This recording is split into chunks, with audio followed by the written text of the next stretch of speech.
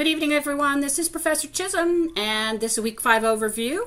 I hope everybody is well and that everyone is getting to all their courses for Bellevue. Anyway, so I just want to go ahead and make sure that we're clear on what's needed for this week.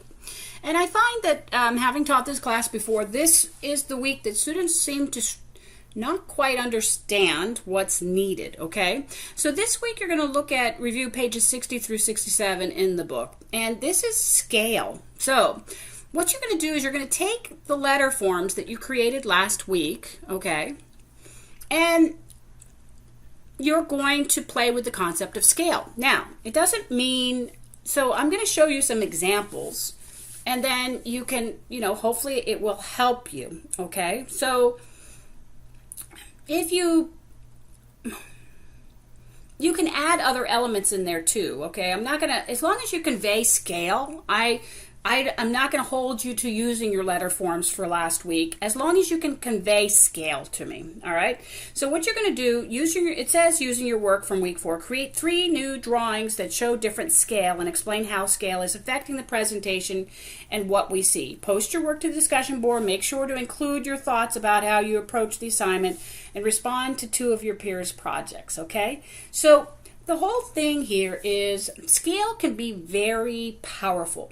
Scale can help pull focus, essentially. That's the whole thing about scale. So let me show you some things so that I found on, the internet. So let me pull this in here. So look how, you look at how the car dealerships do this all the time, right? They'll put Toyota and then they'll show the car in front of it. All right, so look at the see how they've used it. So we can see there's a scale, so it draws attention, it draws focus, all right? So even like something like this, where you have the Monopoly figure with the chess set, it pulls, you're like, oh, it's just a chess set, and then all of a sudden you go, well, wait a second, there's a Monopoly figure in here, okay? So it's scale. Like this is a great example. See, confrontation, intimidation, pressure, threat, or, because when you've got something bigger and then something smaller, you're going to go, wait a second, it's going to create tension. It's going to create a bigger message. So that's what you're going to do. So you're going to play with those letter forms that you created last week, and you're going to figure out how to create, show scale. All right. So I hope that this helps. I mean, there's plenty of stuff out there. I mean, you even look at that. So you have the plane, but you have the big hand coming in, right?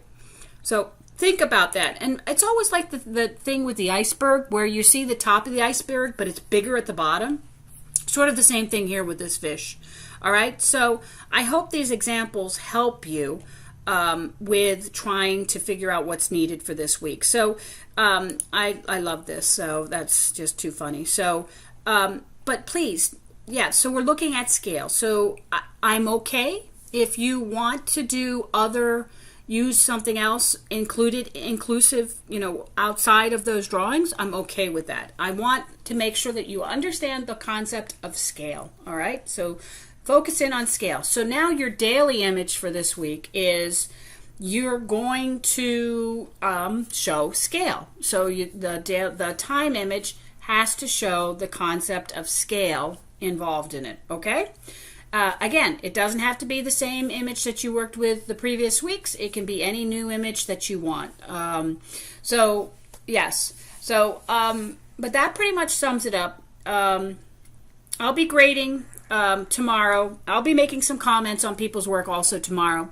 I had a medical issue this weekend that sort of kept me from being present with you guys this weekend. I apologize, but I promise I will be more available this week to you. But again, if you email me, you know that I'm just an email or text message away if you have any problems or any questions, okay? All right, guys, have a great week and do great things.